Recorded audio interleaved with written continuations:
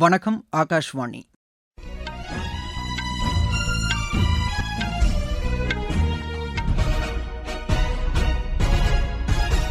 செய்திகள் வாசிப்பவர் பாலசுப்ரமணி கன்னியப்பன். தலைப்புச் செய்திகள்.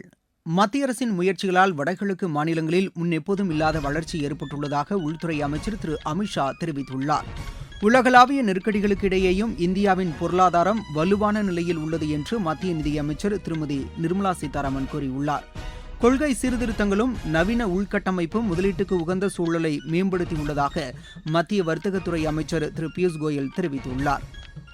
விண்வெளி துறையில் மேற்கொள்ளப்பட்ட சீர்திருத்தங்களால் இத்துறையில் புத்தொழில் நிறுவனங்கள் தொடர்ந்து அதிகரித்து வருவதாக மத்திய இணையமைச்சர் டாக்டர் ஜிதேந்தர் சிங் கூறியுள்ளார். உலகக்கோப்பை கால்பந்து போட்டியின் முதலாவது ஆட்டத்தில் மெக்சிகோ தென்னாப்பிரிக்காவை வென்றது. இனி விரிவான செய்திகள். மத்திய அரசின் முயற்சிகளால் வடகிழக்கு மாநிலங்களில் முன்னெப்போதும் இல்லாத வளர்ச்சி ஏற்பட்டுள்ளதாக உள்துறை அமைச்சர் திரு அமித் ஷா தெரிவித்துள்ளார்.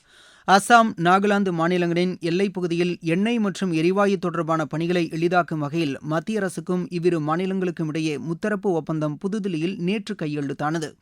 இந்நிகழ்ச்சியில் பேசிய திரு அமித் ஷா, இந்த ஒப்பந்தம் முக்கியத்துவம் வாய்ந்தது என்று தெரிவித்தார். வடகிழக்கு பகுதியில் எண்ணெய், எரிவாயு உள்ளிட்டவை மட்டுமின்றி கனிம வளமும் அதிக அளவில் உள்ளதாக கூறினார். தற்போதைய ஒப்பந்தத்தின் மூலம் எண்ணெய் மற்றும் எரிவாயு உற்பத்தி திறன் இப்பகுதியில் 10 மடங்கு அதிகரிக்க வாய்ப்பு உள்ளதாக அவர் குறிப்பிட்டார்.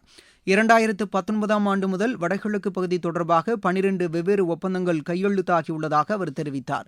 இந்த ஒப்பந்தங்கள் வன்முறையை குறைத்து அமைதியை ஏற்படுத்தி வளர்ச்சியை அதிகரித்துள்ளதாக திரு அமித் ஷா தெரிவித்தார். இந்நிகழ்ச்சியில் பெட்ரோலியத்துறை அமைச்சர் திரு ஹர்தீப் சிங் புரி, அசாம் முதலமைச்சர் திரு ஹிமந்த பிஸ்வா சர்மா, நாகாலாந்து முதலமைச்சர் திரு நெஃப்யூ ரியோ ஆகியோர் கலந்து கொண்டனர். உலகளாவிய நெருக்கடிகளுக்கு இடையேயும் இந்தியாவின் பொருளாதாரம் வலுவான நிலையில் உள்ளது என்று மத்திய நிதியமைச்சர் திருமதி நிர்மலா சீதாராமன் கூறியுள்ளார். உலகளாவிய வளர்ச்சி குறித்த மாநாட்டில் காணொலி மூலம் பேசிய அவர், நாடுகளுக்கு இடையான மோதல்கள் வளரும் நாடுகளையே அதிகம் பாதிப்பதாக கூறினார். நிலையான வளர்ச்சியை உறுதி செய்ய அதிக ஒத்துழைப்பு அவசியம் என்று அவர் வலியுறுத்தினார். உலகளாவிய சிக்கல்களின் தாக்கங்களை இந்தியாவும் எதிர்கொள்வதாக அவர் குறிப்பிட்டார். எனினும் பிரதமர் திரு நரேந்திர மோடியின் தொலைநோக்கு பார்வையுடன் கூடிய தலைமையால் இந்தியா கடந்த சில ஆண்டுகளில் குறிப்பிடத்தக்க வளர்ச்சியை அடைந்து வருவதாக அவர் தெரிவித்தார். உலகில் வேகமாக வளர்ந்து வரும் பொருளாதார நாடுகளில் ஒன்றாக இந்தியா தொடர்ந்து நீடிக்கிறது என்றும் அவர் கூறினார். இந்தியாவின் பொருளாதாரம் 7% என்ற வலுவான நிலையில் வளர்ச்சியடையும் என கணிப்புகள் தெரிவிப்பதை திருமதி நிர்மலா சீதாராமன் சுட்டிக்காட்டினார். பிரான்ஸ் அதிபர் திரு இமானுவேல் மேக்ரான் தலைமையில் நடைபெற்ற இந்த காணொலி வாயிலான கூட்டத்தில் G7 நாடுகளின் பிரதிநிதிகளும் பிரேசில், சீனா உள்ளிட்ட நாடுகளின் அமைச்சர்களும் பங்கேற்றனர். கொள்கை சீர்திருத்தங்களும் நவீன உள்கட்டமைப்பும் முதலீட்டுக்கு உகந்த சூழலை மேம்படுத்தியுள்ளதாக மத்திய வர்த்தகத்துறை அமைச்சர் திரு பியூஷ் கோயல் தெரிவித்துள்ளார். புதுதில்லியில் நடைபெற்ற சர்வதேச முதலீடுகள் தொடர்பான மாநாட்டின் நிறைவு அமர்வில் பேசிய அவர், இந்தியா மேற்கொண்டு வரும் தடையற்ற பொருளாதார ஒப்பந்தங்கள் வளர்ச்சியை அதிகரித்து பொருளாதாரத்தை மேம்படுத்தும் என்றார். வளர்ச்சியடைந்த நாடுகளுடன் மேற்கொள்ளப்படும் ஒப்பந்தங்கள் இருதரப்புக்கும் பெரிய அளவில் பயனளிக்கும் என்று கூறினார். இந்தியாவுக்கும் ஐரோப்பிய யூனியனுக்கும் இடையான தடையற்ற வர்த்தக ஒப்பந்தம் மிகப்பெரிய ஒப்பந்தம் என்று அவர் தெரிவித்தார். இதில் 4 நாடுகளிலிருந்து மட்டும் 15 ஆண்டுகளில் $100 பில்லியன் அமெரிக்க முதலீடுகள் ஈர்க்கப்படும் என்று அவர் குறிப்பிட்டார். இதன் மூலம் 10 லட்சம் புதிய நேரடி வேலைவாய்ப்புகள் உருவாகும் என்றும் அமைச்சர் தெரிவித்தார். கடந்த 3½ ஆண்டுகளில் 38 நாடுகளை உள்ளடக்கிய வகையில் 9 தடையற்ற வர்த்தக ஒப்பந்தங்களில் இந்தியா கையெழுத்திட்டுள்ளதாக அவர் கூறினார். இதனிடையே வர்த்தகத்துறை அமைச்சர் திரு பியூஷ் கோயல் 2 நாள் அரசுமுறை பயணமாக இன்று சுவிட்சர்லாந்து புறப்பட்டுச் செல்கிறார். அங்கு அந்நாட்டு அமைச்சர்கள் மற்றும் தொழில்துறையினரை சந்தித்து திரு பியூஷ் கோயல் பேச்சு நடத்த உள்ளதாக வர்த்தக அமைச்சகம் கூறியுள்ளது. பின்லாந்துடன் இருதரப்பு ஒத்துழைப்பை வலுப்படுத்த இந்தியா உறுதிபூண்டிருப்பதாக வெளியுறவுத்துறை அமைச்சர் டாக்டர் ஜெய்சங்கர் தெரிவித்துள்ளார். அரசுமுறை பயணமாக அந்நாட்டுக்கு சென்றுள்ள அவர் நேற்று அந்நாட்டு வெளியுறவு அமைச்சர் திருமதி எலினா வாலண்டனை சந்தித்து பேசினார். பின்னர் சமூக வலைதளத்தில் அவர் வெளியிட்டுள்ள பதிவில், செயற்கை நுண்ணறிவு, செமிகண்டக்டர், முக்கிய கனிமங்கள், 6G தொழில்நுட்பம், பசுமை எரிசக்தி, விண்வெளி உள்ளிட்ட துறைகளில் இரு நாடுகளுக்கும் இடையே ஒத்துழைப்பை அதிகரிப்பது குறித்து ஆலோசனை மேற்கொண்டதாக தெரிவித்தார். பின்னர் அங்கு நடைபெற்ற மாநாடு ஒன்றில் பேசிய அவர், உலக அளவில் நிலவும் பதற்றத்தை தணிக்க முயற்சிகள் மேற்கொள்ளப்பட வேண்டும் என்று வலியுறுத்தினார். இந்த மாநாட்டுக்கிடையே பின்லாந்து அதிபர் திரு அலெக்சாண்டர் ஸ்டப், ஐக்கிய அரபு எமிரேட்ஸ் வெளியுறவு இணை அமைச்சர் திரு லானா நுசபே ஆகியோருடனும் திரு ஜெய்சங்கர் இருதரப்பு உறவுகள் குறித்து ஆலோசனை மேற்கொண்டார். நீங்கள் கேட்டுக்கொண்டிருப்பது ஆகாஷ்வாணியின் செய்தி அறிக்கை.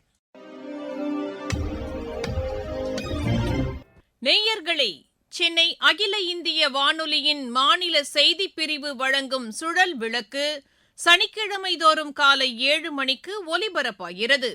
நடப்பு நிகழ்வுகளின் கட்டுரை வடிவிலான இந்த பகுதியில் நாளை இடம்பெறுகிறது பிரதமர் பதவியில் சாதனை படைத்த திரு நரேந்திர மோடி குறித்த ஒரு பார்வை. பிரதான அலைவரிசையில் ஒலிபரப்பாக உள்ள இந்த நிகழ்ச்சியை கேட்க தவறாதீர்கள். நாட்டில் உயர்கல்வி நிறுவனங்களில் செயற்கை நுண்ணறிவு ஆய்வகங்களை அமைக்க மத்திய அரசு முக்கியத்துவம் அளித்து வருவதாக தகவல் தொழில்நுட்பத்துறை அமைச்சர் திரு அஸ்வினி வைஷ்ணவ் கூறியுள்ளார். ஜெய்ப்பூரில் உள்ள தேசிய தொழில்நுட்ப கழகத்தில் மாணவர்கள் மற்றும் ஆசிரியர்களிடையே நேற்று அவர் உரையாற்றினார்.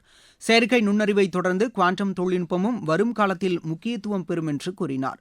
அடுத்த சில ஆண்டுகளில் நாட்டில் செமிகண்டக்டர் உற்பத்தி துறையில் 10 லட்சம் பணியாளர்கள் தேவைப்படும் என மதிப்பிடப்பட்டுள்ளதாக அவர் தெரிவித்தார். இந்த தேவையை பூர்த்தி செய்ய அரசின் நடவடிக்கைகளை எடுத்து வருவதாக திரு அஸ்வினி வைஷ்ணவ் குறிப்பிட்டுள்ளார். விண்வெளித் துறையில் மேற்கொள்ளப்பட்ட சீர்திருத்தங்களால் இத்துறையில் புத்தொழில் நிறுவனங்கள் தொடர்ந்து அதிகரித்து வருவதாக மத்திய விண்வெளித்துறை இணையமைச்சர் டாக்டர் ஜிதேந்தர் சிங் தெரிவித்துள்ளார். விண்வெளித்துறை தொடர்பாக புதுதில்லியில் நடைபெற்ற நிகழ்ச்சி ஒன்றில் பேசிய அவர், இத்துறையில் தனியார் துறைக்கு அனுமதி அளிக்கப்பட்டுள்ளதன் மூலம் குறுகிய காலத்தில் பெரிய வளர்ச்சி ஏற்படும் என்றார். முன்பு இத்துறையில் புத்தொழில் நிறுவனங்கள் மிக குறைவாக இருந்தன என்றும் தற்போது அது 400ஐ கடந்துள்ளதாகவும் அவர் கூறினார். இந்த நிறுவனங்கள் விண்வெளி தொழில்நுட்பங்கள் தொடர்பாக பல்வேறு தீர்வுகளை உருவாக்கி வருவதாக அவர் குறிப்பிட்டார்.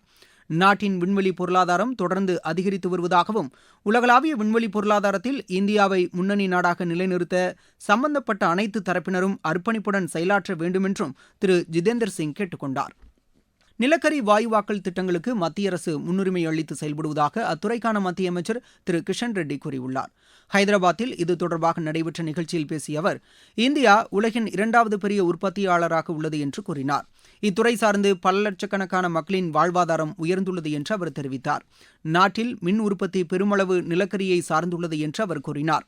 இந்தியாவில் பரந்த அளவில் நிலக்கரி வளம் இருந்தாலும் தேவை அதிகம் உள்ளதால் இறக்குமதி சார்பு நிலை உள்ளது என்று அவர் தெரிவித்தார். இறக்குமதி சார்பு நிலையை குறைக்க நிலக்கரி வாயுவாக்கல் திட்டங்களுக்கு ஊக்கமளிக்கப்படுவதாக அவர் குறிப்பிட்டார். இதன் ஒரு பகுதியாக 46,000 கோடி ரூபாய் மதிப்பிலான வாயுவாக்கல் திட்டத்திற்கு மத்திய அமைச்சரவை ஒப்புதல் அளித்திருப்பதை அவர் சுட்டிக்காட்டினார்.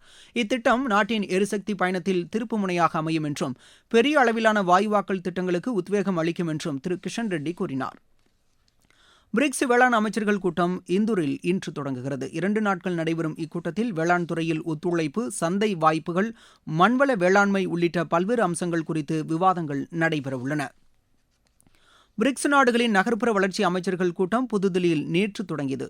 வலுவான கட்டமைப்புடன் கூடிய நகரங்களை உருவாக்குவதில் பிரிக்ஸ் நாடுகளிடையே ஒத்துழைப்பு என்ற கருப்பொருளில் இந்த 2 நாள் மாநாடு நடைபெறுகிறது.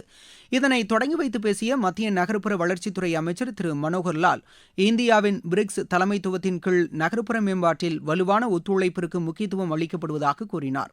இந்தியாவில் பருவநிலை மாற்றம், பேரிடர்களை தாங்கும் திறன் ஆகியவற்றை கொண்ட நகர்ப்புற உள்கட்டமைப்புகளை உருவாக்க அரசு நடவடிக்கை எடுத்து வருவதாக திரு மனோகர் லால் தெரிவித்தார். நாடு முழுவதும் 99% ரயில் பாதைகள் மின்மயமாக்கப்பட்டுள்ளதாக மத்திய ரயில்வே துணை இணையமைச்சர் திரு சோமண்ணா கூறியுள்ளார். கோவாவில் மட்கோன் கார்வார் இடையிலான ரயில் சேவையை நேற்று அவர் கொடியசைத்து தொடங்கி வைத்தார். ரயில்வே கட்டமைப்பை விரிவுபடுத்தவும் நவீனமயமாக்கவும் அரசு உயர் முன்னுரிமை அளித்து வருவதாக திரு சோமண்ணா கூறினார். உலகக்கோப்பை கால்பந்து போட்டியின் முதலாவது ஆட்டத்தில் மெக்சிகோ அணி தென்னாப்பிரிக்காவை வென்றது. மெக்சிகோவில் நடைபெற்ற இப்போட்டியில் அந்த அணி 2-0 என்ற கோல் கணக்கில் தென்னாப்பிரிக்காவை வென்றது. தென்கொரியா செக் குடியரசு இடையான ஆட்டம் இன்னும் சற்று நேரத்தில் தொடங்க உள்ளது. மகளிர் உலகக்கோப்பை 2020 கிரிக்கெட் போட்டி இன்று தொடங்குகிறது. பர்மிங்காம், பிரிஸ்டல், லண்டன் உள்ளிட்ட 6 நகரங்களில் இப்போட்டி நடைபெறுகிறது. பர்மிங்காமில் இன்று நடைபெறும் முதலாவது ஆட்டத்தில் இங்கிலாந்து அணி இலங்கை அணியை எதிர்கொள்கிறது. 14ஆம் தேதி நடைபெறும் தனது முதல் ஆட்டத்தில் இந்தியா பாகிஸ்தானை எதிர்கொள்கிறது. ஆசிய விளையாட்டுப் போட்டியில் பங்கேற்கும் இந்திய துப்பாக்கிச் சுடும் அணி அறிவிக்கப்பட்டுள்ளது. இதில் மனுபாக்கர் உள்ளிட்ட 30 வீரர் வீராங்கனைகள் இடம்பெற்றுள்ளனர். மீண்டும் தலைப்புச் செய்திகள். மத்திய அரசின் முயற்சிகளால் வடகிழக்கு மாநிலங்களில் முன்னெப்போதும் இல்லாத வளர்ச்சி ஏற்பட்டுள்ளதாக உள்துறை அமைச்சர் திரு அமித்ஷா தெரிவித்துள்ளார். உலகளாவிய நெருக்கடிகளுக்கு இடையேயும் இந்தியாவின் பொருளாதாரம் வலுவான நிலையில் உள்ளது என்று மத்திய நிதியமைச்சர் திருமதி நிர்மலா சீதாராமன் கூறியுள்ளார். கொள்கை சீர்திருத்தங்களும் நவீன உள்கட்டமைப்பும் முதலீட்டுக்கு உகந்த சூழலை மேம்படுத்தியுள்ளதாக மத்திய வர்த்தகத்துறை அமைச்சர் திரு பியூஷ் கோயல் தெரிவித்துள்ளார். விண்வெளி துறையில் மேற்கொள்ளப்பட்ட சீர்திருத்தங்களால் இத்துறையில் புத்தொழில் நிறுவனங்கள் தொடர்ந்து அதிகரித்து வருவதாக மத்திய இணையமைச்சர் டாக்டர் ஜிதேந்தர் சிங் கூறியுள்ளார். உலகக்கோப்பை கால்பந்து போட்டியின் முதலாவது ஆட்டத்தில் மெக்சிகோ தென்னாப்பிரிக்காவை வென்றது. இத்துடன் இந்த செய்தி அறிக்கை நிறைவடைகிறது.